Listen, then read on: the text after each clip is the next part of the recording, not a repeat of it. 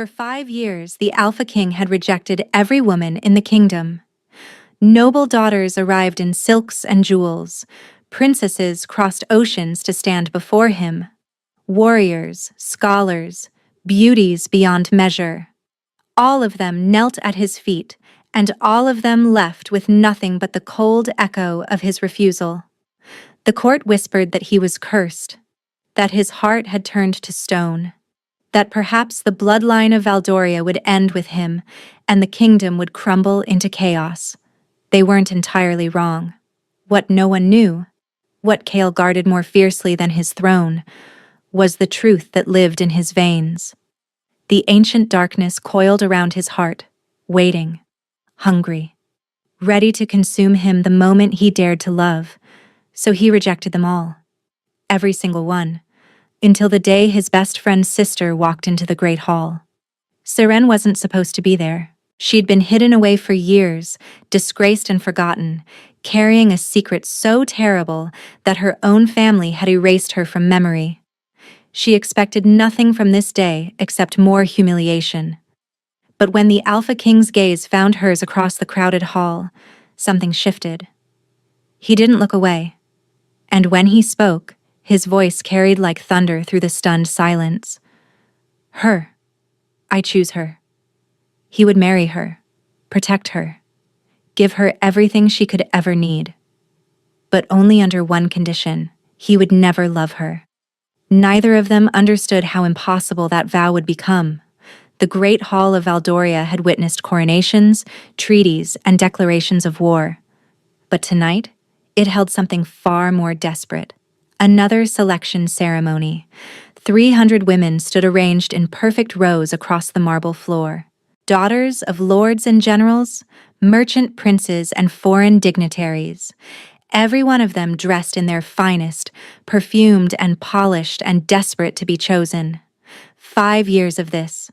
5 years of ceremonies and rejections, of hopes raised and crushed, of the kingdom's most powerful families offering their daughters like sacrifices to a god who refused to be appeased. And still, the throne remained without a queen. High Counselor Brennick stood near the dais, his weathered face tight with barely concealed frustration.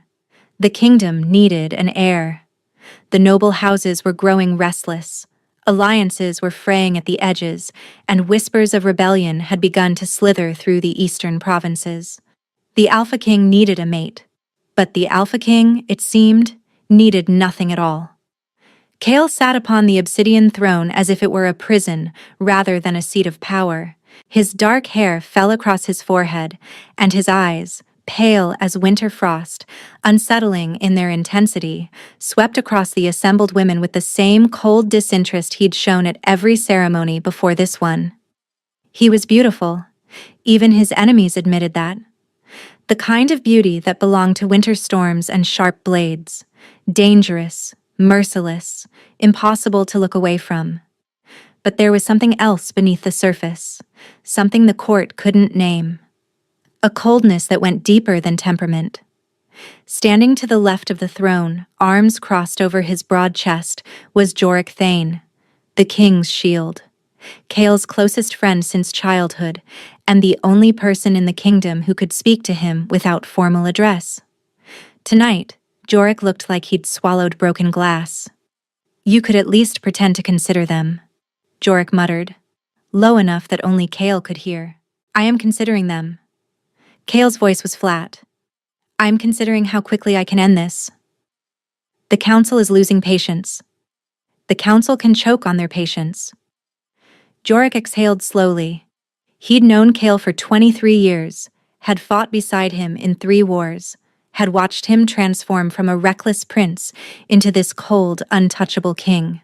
And still, after all this time, he couldn't understand what had changed. Something had broken inside Chaol 5 years ago. Something he refused to speak about. The ceremony droned on. The Master of Rites announced each woman's name and lineage with practiced formality. One by one they approached the throne. One by one, Chaol dismissed them with a word or a gesture, or sometimes simply a look that sent them retreating with tears streaming down their faces. Jorik watched a duke's daughter stumble away, her shoulders shaking with quiet sobs, and felt his jaw clench. "This is cruelty," he said. "This is mercy," Kale replied. "They wouldn't want what I have to offer." Before Yorick could respond, the great doors at the far end of the hall burst open. Every head turned. A woman stood in the doorway, silhouetted against the torchlight of the corridor beyond. She wasn't dressed like the others. No silk gown or jeweled adornments. She wore a simple traveling cloak, dusty from the road, and her dark hair was windswept and wild. But it was her face that made the hall go silent. Jorik's blood turned to ice. "No," he breathed. "That's impossible." The woman walked forward, her chin lifted despite the obvious terror in her eyes. She moved like someone who expected to be struck down at any moment, but had decided to keep walking anyway. Guards moved to intercept her, but a sharp gesture from the throne stopped them mid-step. Kale had risen. For the first time in 5 years, the Alpha King had risen from his throne during a selection ceremony. "Who is that?" Brannick demanded, his voice cutting through the silence. "She's not on the registry. She has no right to—" "She has every right." The words came from Kale, soft as snowfall and twice as cold. His gaze hadn't left the woman since she'd appeared. Jorik stepped forward, his hand moving instinctively to the sword at his hip. "Kale, listen to me. That's my— I know who she is." The woman had stopped at the base of the dais. Up close, the resemblance to Jorik was unmistakable. The same sharp cheekbones, the same dark eyes, the same stubborn set of the jaw. But where Jorik was all controlled strength, she was something else entirely. Something wounded and fierce and utterly, impossibly alive. "Siren Thane," Kale said her name like he was tasting it. "I was told you were dead." "Many people were told that, Your Majesty." Her voice didn't waver. Most of them were disappointed to learn otherwise. A murmur rippled through the crowd. Jorik looked like he might be sick. Kale descended the steps slowly, each footfall echoing in the cavernous silence. He stopped directly in front of her, close enough that she had to tilt her head back to meet his gaze. For a long moment, neither spoke.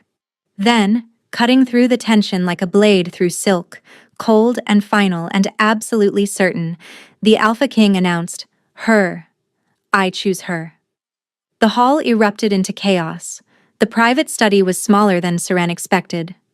She'd been escorted here by guards who looked at her like she might burst into flames at any moment. They'd positioned themselves outside the heavy wooden door with expressions that suggested they were protecting the king from her, not the other way around. Which was almost funny, considering everything. Almost. Siren stood in the center of the room, her hands clasped tightly in front of her to hide their trembling. Shelves lined the walls, crammed with books and scrolls and maps of territories she'd only ever read about.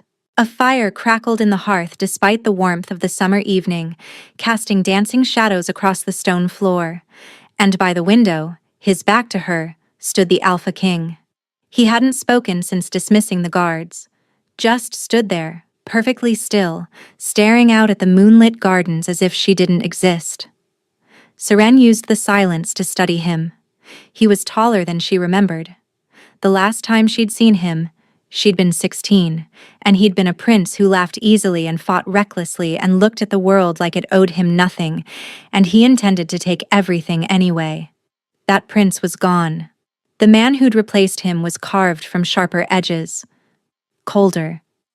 There was something almost painful about looking at him directly, like staring at the sun during an eclipse, beautiful and wrong and somehow dangerous. "You were supposed to stay hidden." His voice broke the silence without warning. He still hadn't turned around. Siren swallowed. "I didn't have a choice. My father— I know what your father did." Now he turned, and the full weight of that frozen stare landed on her. "He tried to sell you to a merchant caravan heading for the Eastern Territories.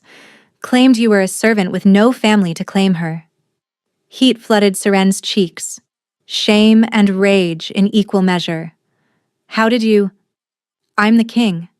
I know everything that happens in my kingdom."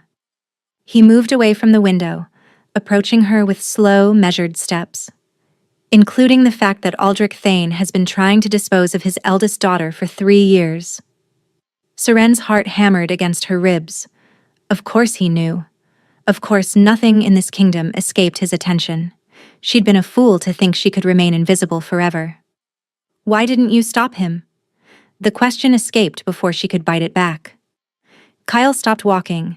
Something flickered across his face, too fast to identify, before the mask of cold indifference returned. Because until tonight, your existence served no purpose to me. He said it without cruelty, without malice, just fact.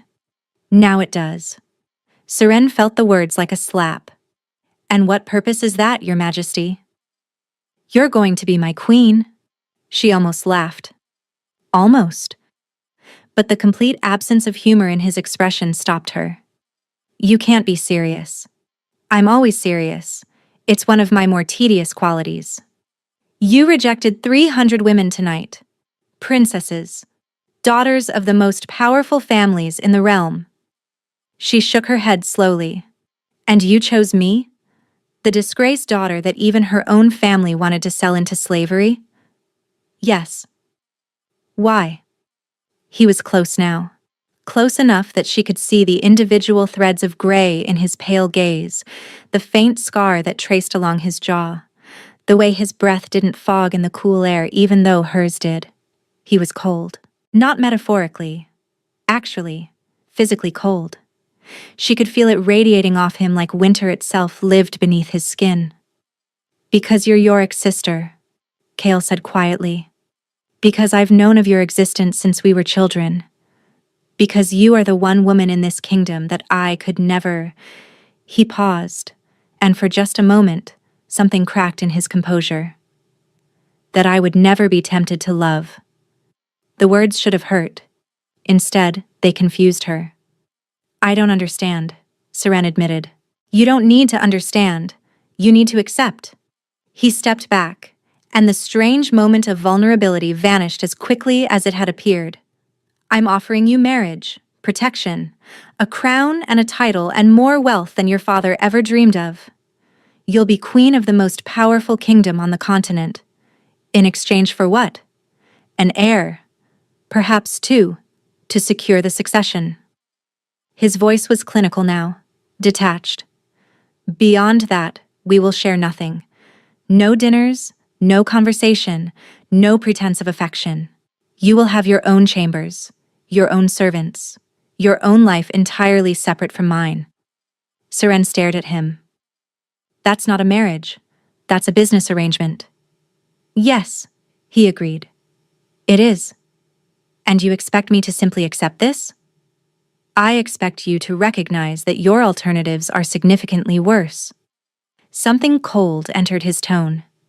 Your father will not stop trying to destroy you, Seren. Whatever happened 3 years ago, whatever he blames you for, he will never forgive. If you refuse my offer, you'll be back on the road by morning. And next time, there won't be anyone to intercept the caravan. Her blood turned to ice. He knew about that too. Knew that she'd been drugged and loaded onto a wagon like cargo. Knew that she'd woken up 50 miles from home with chains on her wrists and a gag in her mouth. Knew that someone had freed her before the caravan crossed the border. That was you, she breathed. You're the one who sent the soldiers. Kyle said nothing, which was answer enough. Why? She demanded. If I served no purpose to you, why bother saving me at all? For a long moment, he simply looked at her, then, quietly.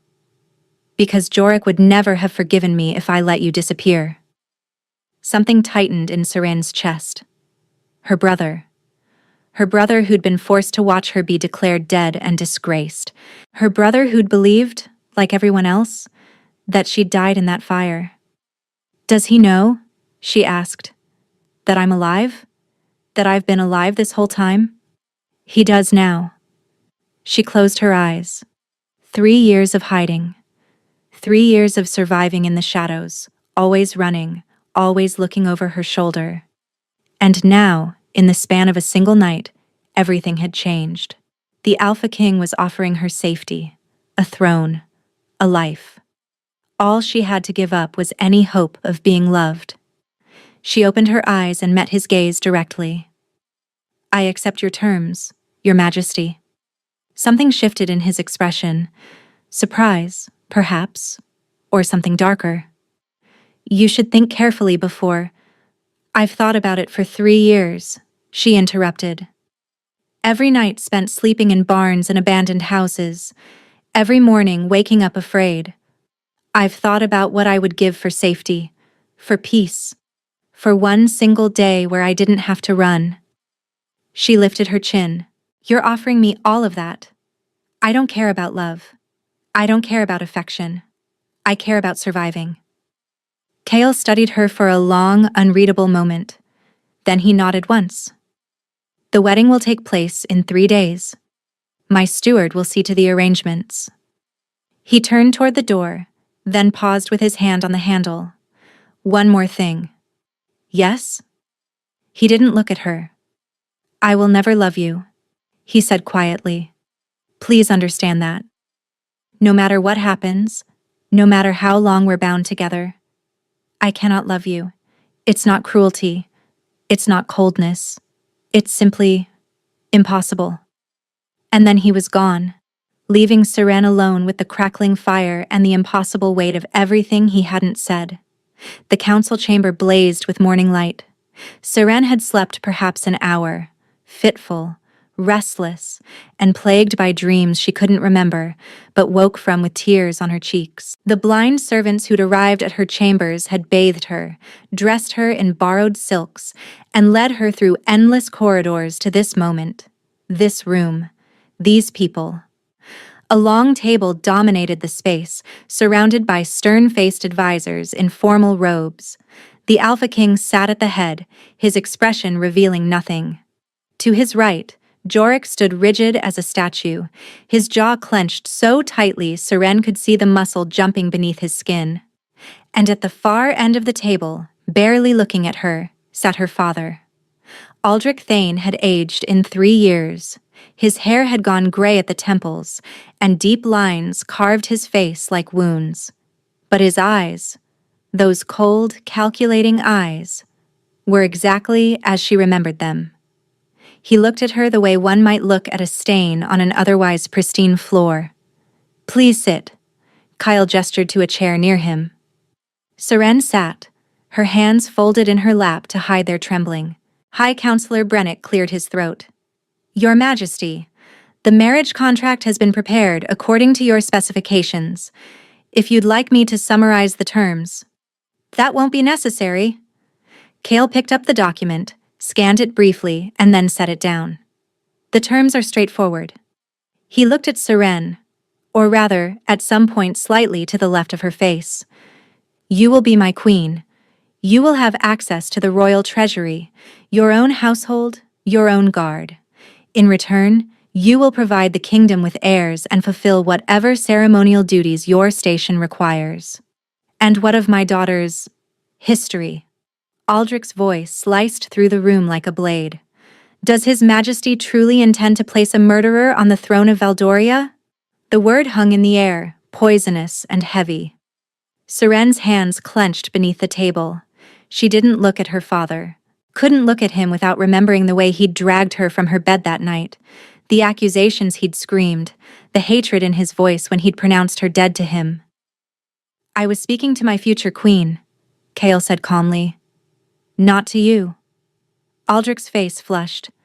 "Your Majesty, with respect." "You have no respect." The temperature in the room seemed to drop several degrees.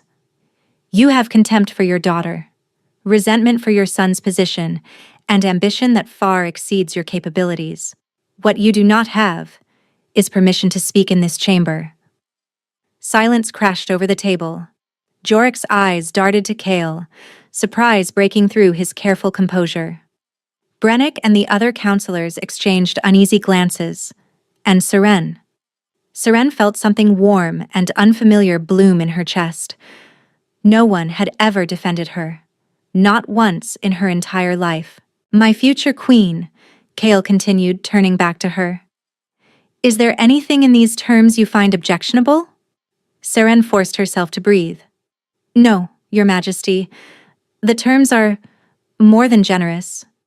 Generous, Kale repeated, and for just a moment that strange confusion flickered across his features again. You find it generous to be married to a man who wants nothing to do with you. I find it generous to be given safety, Seren replied steadily. To be given a place where my own father cannot sell me like livestock. To be given. Her voice caught slightly. Any future at all? The confession had cost her something. She could feel the rawness of it in her throat, the vulnerability of admitting how little she'd had to hope for. Aldrich made a sound of disgust. Yorick's expression twisted with pain. But Kale looked at her like he was seeing her for the first time. Very well, he said quietly. Sign here. Seren signed. Her hand was steady now, the trembling gone. Whatever fear remained had been burned away by something fiercer, determination. Aldrich signed as witness, his pen scratching across the parchment with barely suppressed fury. The counselors added their signatures. And then it was done. She was going to be queen. The meeting dispersed slowly. Counselors filed out, whispering among themselves. Aldrich left without looking at her, his footsteps sharp against the stone floor. Seren was almost to the door when a hand closed around her arm. She spun, heart hammering, and found herself face to face with her brother. Jorick's eyes were red-rimmed. His grip was gentle despite its urgency. I thought you were dead, he whispered. For 3 years, I thought. I know. Her voice broke. Jorick, I'm so sorry. I wanted to tell you, but Father... I know what Father did. Something dark crossed his face. I know everything now. They stood in silence for a moment, years of separation and grief pressing between them. Why did you come back? Jorick asked finally. You could have stayed hidden. You could have been safe. Seren shook her head slowly. I was never safe. I was just running. And I couldn't run anymore. So you came here? To him? There was something in his voice, a warning perhaps, or a question he couldn't quite bring himself to ask. You're his closest friend, Seren said carefully. Do you think he'll hurt me? Jorick's jaw tightened. Kale has never raised a hand to anyone who didn't deserve it. That's not what I asked. Her brother looked away. When he spoke again, his voice was barely audible. He's not the boy you remember, Seren. Something happened to him 5 years ago. Something that changed him. He won't talk about it. Won't let anyone close. Won't... He stopped, shaking his head. Just be careful. Please. Whatever he's offering, there's a reason behind it. And I don't think it's a reason either of us understands. Before Seren could respond, another voice cut through the corridor. How touching. They both turned. A woman stood in the shadow of a doorway, watching them with a cold smile. She was beautiful. Dark hair, sharp features, a gown of deep burgundy that clung to her figure. Everything about her screamed nobility and cruelty in equal measure. Lady Mira, Jorick said stiffly, I didn't realize you were still at court. Where else would I be? The woman, Mira, stepped forward, her eyes fixed on Seren with unsettling intensity. Especially now that our dear king has finally chosen a bride, and such an interesting choice. Seren felt her spine stiffen. I don't believe we've met. No, you wouldn't remember me. You were just a child when your family sent you away in disgrace. Mira's smile widened. But I remember you. I remember the fire. I remember the screaming. I remember the body they pulled from the ashes. That's enough, Jorick growled. Is it? Mira tilted her head, her gaze never leaving Seren's face. Does His Majesty know, I wonder? Does he know what his new bride did to Lord Vasil's son? How she burned him alive while he begged for mercy? Serene's blood turned to ice. I didn't... She started. Save your denials for someone who believes them. Mira stepped closer, close enough that Seren could smell her perfume, jasmine and something darker beneath. The king thinks he's chosen a meek little victim, someone too broken to be a threat. Her voice dropped to a whisper. But I know what you are. And when he discovers the truth, when he sees the monster beneath that pretty face, he'll destroy you. She swept past them without another word, her heels clicking against the stone. Seren stood frozen, her heart pounding, her father's accusations echoing in her mind alongside Mira's poisonous words. Murderer. Monster. Seren. Jorik's hand found her shoulder. Whatever she said, it's true. The words came out hollow. Everything she said. It's all true. No. Her brother's voice was fierce. I don't believe that. I've never believed it. You should. Seren pulled away from his grip, blinking back the tears that threatened to fall. Because when the king finds out, and he will find out, he won't just destroy me, Jorik. He'll destroy everything I touch. She walked away before he could respond. But his words followed her down the corridor, haunting her long after she'd reached the solitude of her chambers. Something happened to him 5 years ago. Something that changed him. What had happened to the Alpha King? And what would happen to her when he discovered what she'd done? The night before her wedding, Seren couldn't sleep. She wandered the castle corridors like a ghost, her borrowed silk robe whispering against the cold stone floors. The guards stationed at various posts acknowledged her with stiff nods, but made no move to stop her. She was their future queen, after all. The thought still felt absurd. She found herself in the east wing, drawn by the faint glow of candlelight spilling from beneath a heavy oak door. The library. She discovered it on her second day at the castle. A vast cavern of books and scrolls that stretched 3 stories high, with ladders on brass rails and reading alcoves tucked into every corner. It had become her refuge. Seren pushed the door open, expecting solitude, and froze. Jorik sat in one of the leather chairs by the fireplace, a half-empty bottle of wine in his hand. He looked up at her entrance, and even in the dim light, she could see the exhaustion carved into his features. Can't sleep either? He asked. No? She hesitated at the threshold. I can leave if you... Stay. He gestured to the chair across from him. Please. Seren crossed the room and settled into the chair, pulling her legs up beneath her like she used to do as a child. For a moment, neither of them spoke. The fire crackled between them, casting dancing shadows across the walls.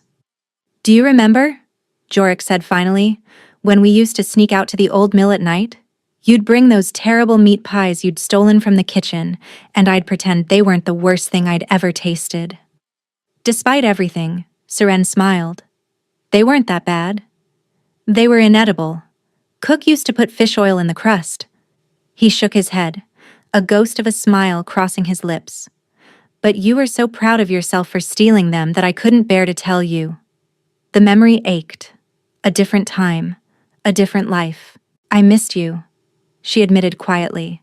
Every day for 3 years. I wanted to write to you, to tell you I was alive, but I knew Father would intercept any letter, and if he found out where I was, he would have finished what he started. Jorik's voice hardened. I know. I've pieced together most of it by now. Most of it. He set the wine bottle down and leaned forward, his elbows on his knees. I know you were at the Vasil estate the night of the fire. I know their son Calder died in the flames. And I know Father blamed you. Claimed you used some kind of unnatural power to kill him. Serene's throat tightened. Jorik, what I don't know, he continued, is what actually happened. Because the sister I grew up with, the girl who used to cry when the kitchen cats caught mice, she's not capable of murder. Her vision blurred with unshed tears. You don't know what I'm capable of. Then tell me. She wanted to. Gods, she wanted to. But the memories were a tangled knot of terror and confusion and guilt that she'd never been able to unravel. I don't remember, she whispered. That's the truth. I remember being at the estate, I remember Calder cornering me in the garden, saying things, wanting things I didn't want to give. I remember being afraid. She shook her head slowly, and then there was fire. Everywhere. So hot I thought my skin would melt, and Calder was screaming, and I was running, and then… Her voice broke. Then nothing. I woke up in the forest 2 miles away with burns on my hands and his blood on my dress, and Father was there, telling me what I'd done, what I was. Jorek was silent for a long moment. When he spoke, his voice was fierce. You didn't kill him. You don't know that. I know you. He reached across the space between them and gripped her hand. Whatever happened that night, whatever power you might have, you're not a murderer, Seren. I'd stake my life on it. She wanted to believe him, wanted it so desperately that it hurt. There's something else, Jorek said, his tone shifting. Something you need to understand before tomorrow. Seren wiped her eyes. About the wedding? About Kale. He released her hand and sat back. 5 years ago, something happened to him. Something that changed everything. You mentioned that before. What was it? Jorek's jaw tightened. He was engaged. To a woman named Lyanna. She was good for him. Made him laugh. Made him reckless in the best ways. They were going to be married the summer after his coronation. A chill crept down Seren's spine. What happened to her? She died. The words came out flat, hollow. 3 days before the wedding. Some kind of wasting sickness that came on suddenly and took her within hours. That's terrible. It was. Jorek's eyes met hers, and something dark lurked in their depths. But that's not the worst part. The worst part is what happened to Kale when she died. What do you mean? I mean he changed. Not just emotionally, physically. He used to run hot, the way all strong alphas do. But after Lyanna's death, he became cold. Like winter had taken root inside him. Jorek shook his head. The healers couldn't explain it. Neither could the scholars or the mages. It's like something fundamental shifted in his very nature. Seren remembered the chill that had radiated from Kale's skin, the way his breath didn't fog in cool air. You think her death cursed him somehow? I think something happened that night that none of us understand. Jorek's voice dropped. And I think that's why he's refused to marry for 5 years. Why he's rejected every woman who stood before him. Because he's afraid of loving someone again? Because he's afraid of what happens if he does. The fire crackled. Somewhere in the castle, a clock chimed midnight. Why are you telling me this? Seren asked. Jorek was quiet for a long moment. Then, because despite what he says, despite how cold he seems, I've seen the way he looks at you. It's different than how he looked at the others. He met her gaze directly. And that terrifies me, Seren, because if he starts to feel something for you, and if that feeling triggers whatever darkness is living inside him. He didn't finish the sentence. He didn't need to. Get some sleep, Jorek said, rising from his chair. Tomorrow changes everything.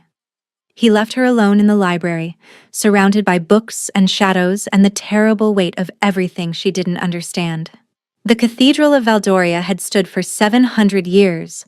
Its spires pierced the clouds like stone fingers reaching for heaven, and its stained glass windows cast fractured rainbows across the marble floor. Today, every pew was filled. Noble families in their finest silks, foreign dignitaries in formal regalia, common folk who'd been granted entry to witness history. The Alpha King was finally taking a bride. Seren stood at the entrance, her pulse thundering in her ears. The wedding gown was heavier than anything she'd ever worn. Layers of white silk and silver embroidery, a train that stretched 10 feet behind her. A veil obscured her features, thin enough to see through but thick enough to blur her face into something ethereal and unknowable. She'd requested the veil herself. Not to hide her beauty or lack thereof, but to hide her fear. To hide the tears that kept threatening to fall. to hide the face of a woman who'd been accused of murder walking into a cathedral full of people who might remember. Ready? The voice belonged to Brennick, who'd been assigned to escort her down the aisle in lieu of her father. Aldrich Thane had refused to participate. Ready? Seren lied. The doors swung open and 1,000 faces turned to stare. The walk seemed to stretch forever. Each step felt weighted with judgment, with curiosity, with barely concealed whispers that followed in her wake. Is that really Jorik's sister? I thought she died. They say she burned a man alive. What was the king thinking? She's nobody. Seren kept her eyes fixed forward, on the altar where Chaol waited. He wore black, as she'd known he would. Formal clothing that emphasized the breadth of his shoulders, the sharp lines of his jaw. A crown of silver sat upon his dark hair, simple but unmistakable in its authority. He was watching her approach with those eyes like frozen starlight, and for once, his expression wasn't entirely cold. There was something else there, something that looked almost like wonder. The ceremony began. The high priest's voice echoed through the vast space, speaking words that had been spoken for centuries. Sacred vows, binding oaths, the eternal promises that would chain her to this man until death parted them. Seren barely heard any of it. She was too aware of Chaol standing beside her, close enough that she could feel the cold radiating from his body. Too aware of the weight of her veil, the whispers of the crowd, the way Lady Mira was staring at her from the front pew with barely concealed malice. The marks of binding, the high priest announced, let the king present his mark to his bride. This was the moment. In Valdorian tradition, the bride's face was revealed during the exchange of marks, sacred symbols painted on the forehead with consecrated oil. The crowd would finally see her clearly. Every scar, every flaw, every hint of the fire that had destroyed her life. Kyle stepped closer. His hands rose to the edge of her veil. Serene's breath caught. Her heart raced so fast she thought she might faint. This is it, she thought. He'll see me. Everyone will see me. And they'll know. But Chaol didn't lift the veil. Instead, he leaned closer, close enough that his lips nearly brushed the fabric over her ear, and whispered, "Do you want them to see you?" Seren blinked. What? The veil. His voice was barely audible. Do you want me to remove it? She didn't understand. The ceremony required it. Tradition demanded it. Every queen in Valdorian history had been unveiled at this moment. No, she admitted. I don't. Then they won't. He pulled back, and in a voice that carried through the entire cathedral announced, "The Queen of Valdoria will receive her mark beneath the veil, as is her right and her choice. Any who object may take their objections to me directly." Stunned silence fell over the crowd. The high priest sputtered, "Your Majesty, the tradition clearly states..." "Tradition serves the crown." Chaol's voice was ice. "Not the other way around. Continue." Seren stood frozen, her heart pounding, as Chaol lifted the edge of her veil just enough to expose her forehead. His fingers were cold as they traced the sacred mark onto her skin, gentle, precise, unexpectedly careful. No one else could see. He'd shielded her with his own body, his back to the crowd, giving her this small, impossible privacy in front of 1,000 watching eyes. "My mark upon you," he murmured, completing the symbol. "Now yours upon me." With trembling hands, Seren dipped her finger in the consecrated oil and reached up to his forehead. He was tall. She had to rise on her toes to reach. And up close, she could see everything the distance had hidden. The dark circles beneath his eyes, the tension in his jaw, the way his pulse jumped in his throat despite his perfect composure. He was afraid too, she realized, afraid of something she couldn't name. She traced the mark onto his skin, and he shivered at her touch, not from cold, but from something else entirely. "My mark upon you," she whispered. The high priest continued the ceremony, but Seren barely heard the words. She was still reeling from what had just happened. what Kale had done for her. He'd protected her. Publicly, deliberately, without hesitation. By the power vested in me by the gods and the kingdom of Valdoria, the high priest intoned, I pronounce you bonded, Alpha and Queen, husband and wife. The crowd erupted in applause, confused, uncertain, but applause nonetheless. You may reveal your bride to the kingdom, Your Majesty. Another moment of truth. Kale turned to face her, his winter storm gaze searching her veiled face. I won't force you, he said quietly. Ever. But if you're willing, just this once, I think it would help. Seren understood what he wasn't saying. The court needed to see their queen, needed to accept her. If she remained hidden forever, the whispers would only grow louder. She nodded once. Kyle's hands rose to the edge of her veil. Slowly, carefully, he lifted it back from her face, revealing her to the light. 1,000 gasps echoed through the cathedral. Seren knew what they were seeing. Dark hair tumbling past her shoulders, sharp features softened by youth. And there, just visible above her left eyebrow, a faint, silvery scar. The only remaining mark from the fire that had destroyed her old life. She lifted her chin and met their stares without flinching. This is who I am, the gesture said. This is your queen. Accept it or don't. Kale's hand found hers. His grip was cold but steady. My queen, he said, loud enough for all to hear. Then, softer. For her alone. Well done. The crowds roared their approval. But as Kale led her down the aisle toward their new life together, Seren caught Lady Mira's gaze in the crowd. The woman wasn't applauding. She was smiling, a cold, knowing smile that promised this was far from over. The royal chambers were larger than the entire cottage Seren had spent the last year hiding in. A massive bed dominated the space, draped in silk the color of midnight. Candles flickered on every surface, casting the room in warm, golden light. Through the tall windows, the moon hung full and heavy over the castle grounds. Seren sat on the edge of the bed, her wedding gown exchanged for a nightgown of thin white cotton, her hands twisted in her lap. This was happening. This was actually happening. A soft knock at the door made her jump. Come in, she managed. Kale entered and closed the door behind him with a soft click that seemed to echo in the silence. He'd changed from his formal wedding clothes into simpler attire, dark trousers, a white shirt unlaced at the throat. His crown was gone. Without it, he looked younger somehow. More human. Still impossibly beautiful. Still radiating that strange, unnatural cold. You don't have to be afraid, he said, remaining near the door. I won't touch you without your permission. Seren released a breath she hadn't realized she'd been holding. The contract said, I know what the contract said. He moved to the window, keeping his back to her. An heir. Perhaps two. I remember the terms. A pause. But I won't force myself on you, Seren. Not tonight. Not ever. Something in his voice made her chest tighten.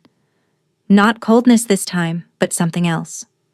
Something that sounded almost like shame. Then why are you here? She asked. Because the court will expect evidence of consummation. His voice was clinical, detached. Stained sheets, the scent of union on our skin. Without it, they'll question the legitimacy of any children we might eventually have. So we fake it. If you're willing. She should have felt relieved. She did feel relieved. And yet, something else stirred beneath the surface.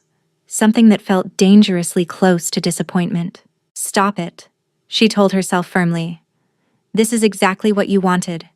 Safety without strings. Protection without pain. How do we... She trailed off, embarrassed. Kyle turned from the window. Even across the room she could feel the cold emanating from him. That unnatural winter that lived beneath his skin. The scent is simple enough. We need only be close. He approached the bed slowly, giving her time to pull away. May I sit? Seren nodded. He settled onto the mattress beside her, close enough that she could see the pale depths of his unsettling stare.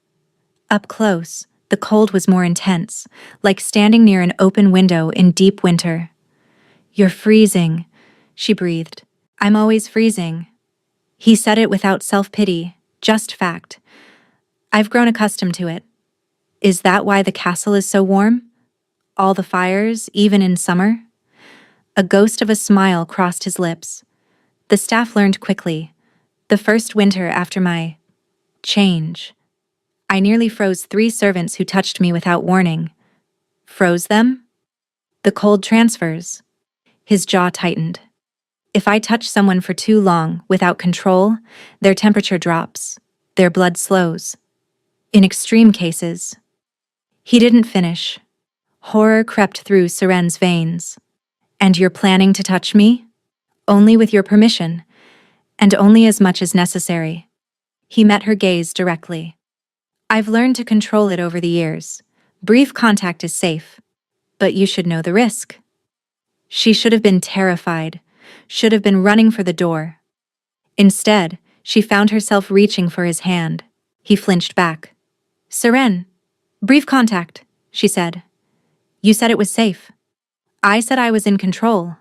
That doesn't mean—" "I trust you."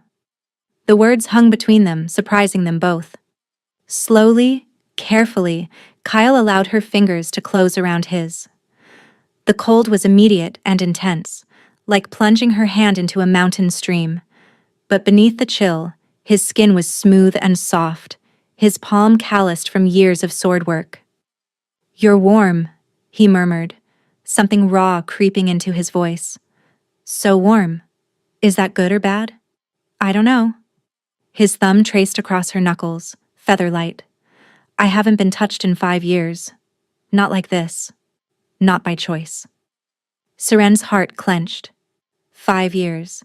5 years of isolation, of cold, of people flinching away from his touch. "What happened to you, Kyle?" He stiffened. "That's not a conversation for tonight." "When then?" "Perhaps never." He released her hand gently and stood. "We should proceed. The sooner we create the evidence the court requires, the sooner you can rest." The distance was back. That cold, careful wall he kept between himself and everything else. Seren felt its return, like a physical loss. "What do you need me to do?" she asked quietly. "Lie down." She obeyed, her heart pounding as she stretched out across the silken sheets. Kyle extinguished most of the candles with a wave of his hand. Magic, she realized, or something like it. Until only one remained, casting the room in dim, flickering light. Then he crossed to the bed and stood over her. "I'm going to lie beside you," he said. "Nothing more. The proximity will transfer enough scent to satisfy the court's requirements." Seren nodded, not trusting her voice. He lowered himself onto the mattress slowly, maintaining several inches of space between them. Even so, the cold radiated from him like waves, raising goosebumps along her skin. They lay in silence for a long moment. The candle flickered. Somewhere outside, a nightbird called. "This is strange," Seren said finally. "Yes? I mean, I'm lying in bed with the most powerful man in the kingdom, and we're both fully clothed, staring at the ceiling. Would you prefer we weren't?" The question, so casual, so unexpected, startled a laugh out of her. Kyle turned his head slightly, and in the dim light she could swear she saw the corner of his mouth twitch. "That wasn't a serious offer," he clarified. "I know. I simply meant, I know what you meant." She was smiling now, despite everything. "You're not as cold as you pretend to be, are you?" Something flickered in his pale gaze. "I'm exactly as cold as I pretend to be. That's the problem." Before she could respond, he reached over and took her hand again. The cold was less shocking this time. Still intense, but bearable. "Your warmth," he said quietly. "It helps. More than the fires, more than the heated stones they put in my bed. I don't understand why. Maybe because I'm not afraid of you. Probably." His voice was quiet, almost wondering. She squeezed his fingers gently. But I've spent 3 years being afraid. I'm tired of it. They lay together as the candle burned lower, hand in hand, the cold and the warm meeting somewhere in the space between them. It wasn't intimacy, not really, but it was something. Something neither of them had names for yet. Eventually, Cale's breathing slowed. His grip on her hand loosened but didn't release entirely. In sleep, the harsh lines of his face softened, making him look younger, almost vulnerable. Seren watched him for a long time. "What happened to you?" she wondered. "What made you this way? And more importantly, what happens when you find out what I did?" She didn't sleep that night, but for the first time in 3 years, she didn't feel alone. When dawn broke through the windows, Cale was gone. The only evidence he'd been there at all was the lingering cold on the sheets and the faint impression of his hand in hers. But on her pillow, she found a single white rose, and beneath it, a note in elegant handwriting. "Thank you for not being afraid." Weeks passed, then months. Seren had expected her life as queen to be lonely, a gilded cage where she'd wander empty halls and count the days until her usefulness expired. She'd prepared herself for isolation, for the cold formality of a contractual marriage. She hadn't prepared for Cale. It started small. A knock at her door in the evenings, always hesitant, always with the same excuse. He needed to discuss some matter of state, or review a treaty, or seek her opinion on a territorial dispute. The first time, Seren had been confused. "You want my opinion? You're clever." He'd said it like fact, not flattery. "And you see things differently than my advisors. They tell me what they think I want to hear. You tell me the truth." So she'd given him her thoughts on the border conflict with Thesmar, and he'd listened with an intensity that made her feel seen in a way she'd never experienced. He came back the next night, and the next. Soon, the pretense of state business fell away entirely. He'd arrive after sunset, settle into the chair by her fire, and simply stay. Sometimes they talked for hours about politics, philosophy, childhood memories, dreams they'd abandoned. Other times they sat in comfortable silence, reading or thinking or just existing in the same space. For a man who claimed to want nothing to do with her, Cale seemed incapable of staying away. "You're here again," Seren observed one evening, looking up from her book to find him standing in her doorway. "I can leave." "I didn't say I wanted you to leave." She set the book aside and patted the space beside her on the settee. "Sit. You look exhausted." He hesitated.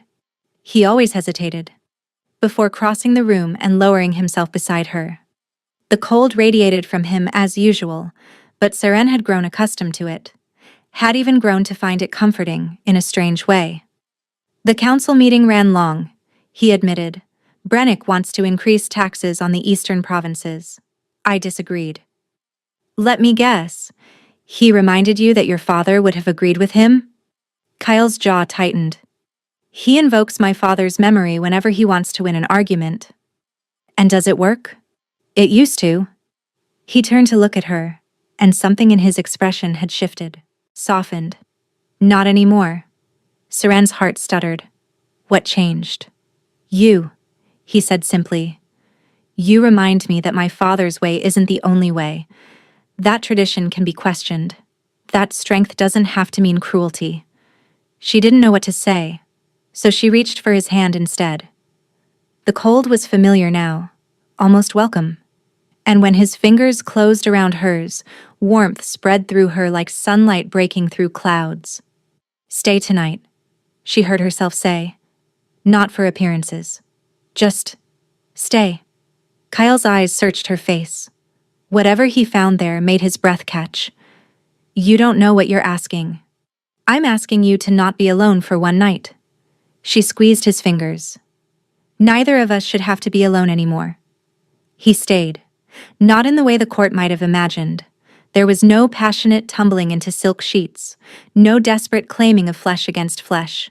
Instead, They lay together in the darkness, his cold seeping into her warmth seeping into his cold. Somewhere in the middle, they found balance. Seren woke at dawn to find his arm draped across her waist, his face peaceful in sleep. The cold had lessened somehow, as if her presence had thawed something deep inside him. I'm falling in love with him, she realized with sudden, terrifying clarity. The thought should have sent her running. Love wasn't part of their arrangement. Love was dangerous, unpredictable, and impossible. But as Kale stirred beside her, as those winter storm eyes blinked open and found hers, as a small, genuine smile curved his lips, Seren knew it was already too late. The nights continued. So did the days. Seren began attending council meetings at Kale's request, offering opinions that increasingly shaped policy. She established a charity for war orphans. She mediated a dispute between two noble houses that had been feuding for generations. The court began to accept her. Some even grew to respect her. Only Lady Mira remained hostile, watching from the shadows with eyes that promised violence. She hates me, Seren told Jorik one afternoon, watching Mira disappear around a corner. And I don't know why. Jorik's expression darkened. Mira was Lyanna's cousin. The name hit Seren like a physical blow. The woman Kale was going to marry? Yes. Mira was convinced she'd be chosen next after Lyanna died. When Kale rejected her along with everyone else, he shook his head. She's never forgiven him. And now that you've succeeded where she failed, she blames me. She blames everyone. But yes, right now, you're her primary target. Jorik gripped her shoulder. Be careful, Seren. Mira's family has connections to dark magic. There are rumors about what really happened to Lyanna. What kind of rumors? But before he could answer, a servant appeared with an urgent summons. The king required the queen's presence immediately. She found Kale in the war room, surrounded by maps and looking more alive than she'd ever seen him. We did it, he said the moment she entered. The Thesmar Treaty. They've agreed to every term. Seren's heart soared. She'd spent weeks helping him craft that agreement, arguing over provisions, suggesting compromises. To know it had succeeded. That's wonderful, she breathed. It's because of you. He crossed the room in 3 strides and pulled her into his arms. The embrace shocked them both. Kale went rigid, as if realizing what he'd done. His cold seeped into her immediately, more intense than usual, as if his emotions had stripped away his careful control. But Seren didn't pull away. Instead, she melted into him, pressing her warmth against his chill, her face against his chest. Seren, he whispered, his voice rough. I know. The contract said. I know what the contract said. She pulled back just enough to look up at him. His eyes were wild with something she'd never seen before.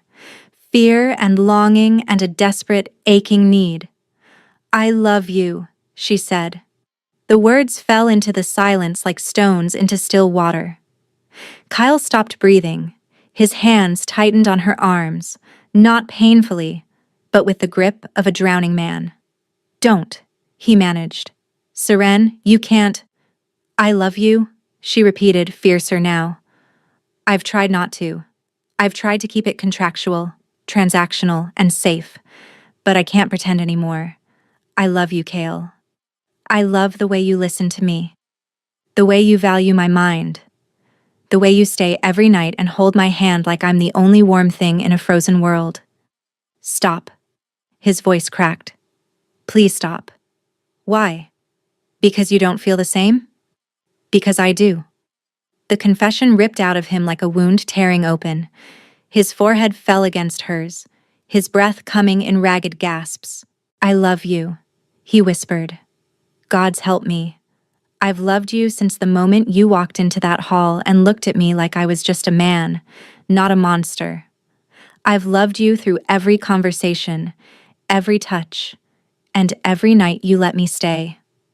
I love you, Seren. I love you more than I've ever loved anything. Joy exploded through her chest, And then Kale screamed. His body convulsed violently. He collapsed to his knees, his hands clutching his chest as if trying to tear something out from inside. Kale! Seren dropped beside him. What's happening? What's wrong? His skin was turning blue. Frost crept across his cheeks, his hands, his throat. His breath came out in visible clouds, and when she touched him, the cold burned like fire. The curse, he gasped. It's activating. I told you, I warned you. What curse? Kale, tell me. His eyes met hers, gray turning to ice. If I love, I die. That's the price. That's always been the price. No. Seren gripped his face, ignoring the freezing pain in her palms. No, I won't accept that. Tell me how to stop it. You can't. He was shaking violently now, convulsions racking his body. No one can. It's been this way for generations. Every king who loves freezes from the inside out. There has to be a way. There isn't. His hand found hers, grip weak and fading. I'm sorry. I tried so hard not to love you. I thought if I couldn't see you, if I kept my distance. But you were so warm. So impossibly warm. Stay with me. Tears streamed down her face. Kale, please. Stay with me. I wish... His eyes fluttered. I wish I'd kissed you. Just once. And then his body went limp in her arms. He's not dead. Not yet. The healer's words were the only thing keeping Seren from shattering completely. Kyle lay in his chambers, his body encased in frost that spread a little further with each passing hour. His heartbeat was faint, barely perceptible. His skin had turned the color of winter sky. How long? Seren demanded. A day. Perhaps 2. The healer's voice was grim. The cold is reaching his heart. When it arrives... She didn't need him to finish. Leave us, she commanded. The healer bowed and retreated. The moment the door closed, Seren collapsed beside the bed, her hand finding Kale's frozen fingers. I won't let you die, she whispered. I don't care what curse they put on you. I won't let it win. Bold words! Seren spun. Lady Mira stood in the doorway, her expression unreadable. Get out, Seren snarled. I think not. Mira stepped inside, closing the door behind her. You wanted to know why I hate you. Now seems like an excellent time to explain. I don't care about your hatred. I care about saving him. Then you should listen carefully. Mira's cold smile widened. Because I know exactly what's killing him. I'm the one who added the final layer to his family's curse. The world tilted. What? Not alone, of course. My grandmother was a shadow witch, quite powerful. When Lyanna died, Mira's expression flickered with something almost like pain. She was my cousin, my best friend, and she died because Kale's bloodline is poison. He didn't kill her. No, the original curse killed her. The one placed on his family centuries ago. Mira circled closer. Any woman who truly loves a king of Valdoria wastes away. Lyanna knew the risk, and she loved him anyway, and it destroyed her. Seren's mind raced. So you... What? Added another layer? I modified the curse. If Lyanna had to die for loving him, then Kale should die for loving anyone else. Fair, don't you think? You're insane. I'm grieving. Mira's composure cracked. And now you've done what I never thought possible. You've made him love again. Which means my curse will finally fulfill its purpose. Seren rose slowly, fury burning through her veins. Tell me how to break it. I can't. Shadow magic binds itself. Once triggered, it cannot be undone. There must be a way. Mira tilted her head, studying Seren with new interest. Perhaps. Shadow is darkness, absence, cold. It can be countered by its opposite, light, presence, warmth. Her eyes narrowed. But not ordinary warmth. It would take fire magic. True fire magic, wielded by someone whose flames burned hot enough to melt shadow itself. Fire magic. The words echoed in Seren's mind, connecting to memories she'd buried for 3 years. The night Calder died. The flames that had erupted from nowhere. The burning in her blood that she'd never been able to explain. The fire wasn't natural, she whispered. What? The night of the fire, when Calder Vasil died. Seren's hands began to tremble. I didn't kill him. But I was there, and I felt it. The flames responding to me, moving with my fear, my rage.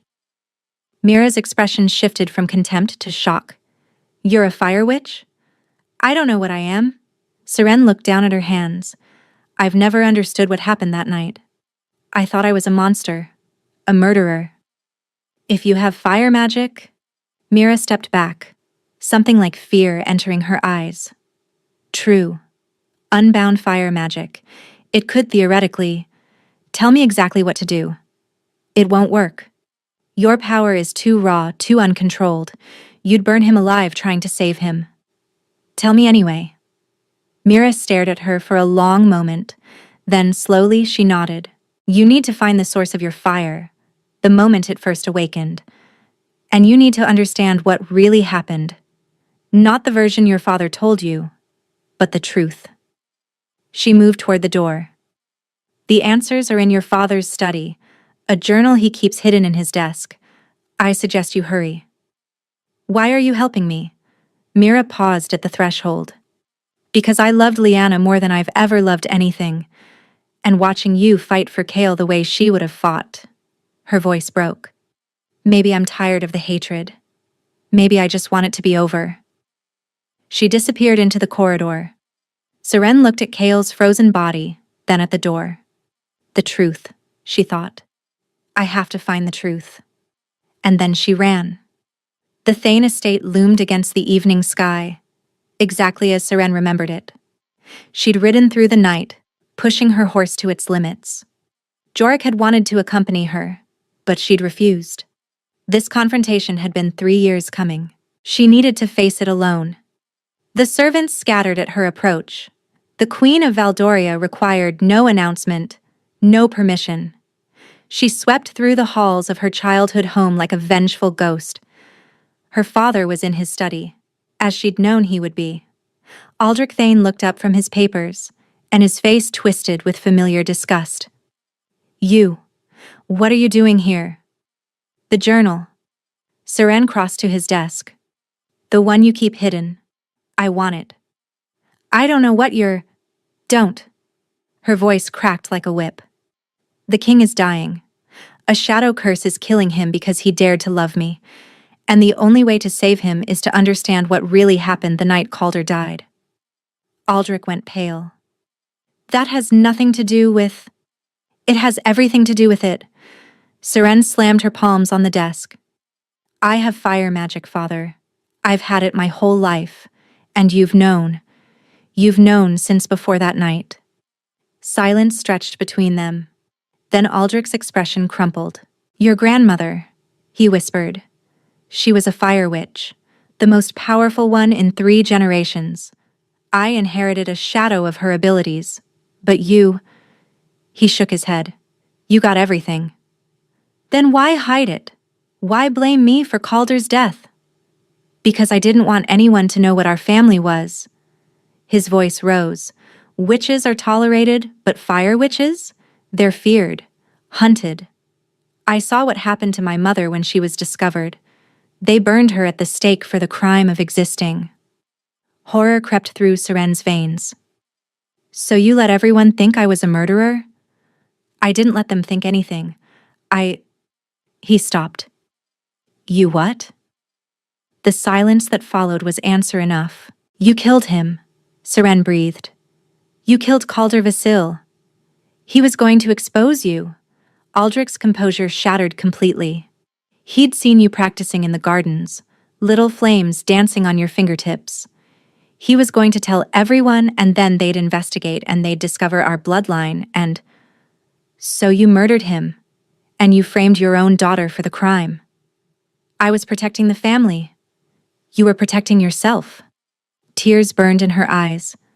You destroyed my life. Let me believe I was a monster. Drove Mother away. Your mother left because she couldn't bear to look at you. Because every time she saw you, she saw the witch blood that would doom us all. Seren stepped back, as if struck. The journal, she said coldly. Now. For a moment, she thought he would refuse.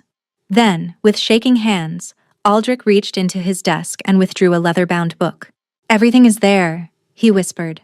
Every secret, every lie, every choice I made to keep this family safe. Seren took it without a word. She was almost to the door when she turned back. The guards will be here within the hour.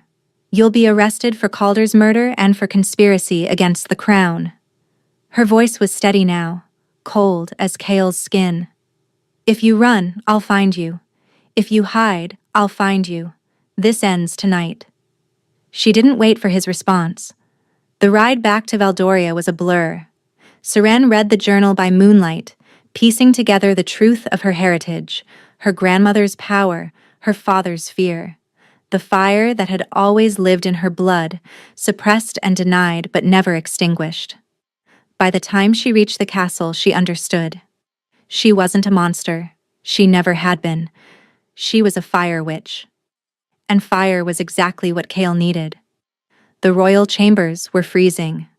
Frost covered every surface. The candles had gone out, unable to survive the cold emanating from Cale's body.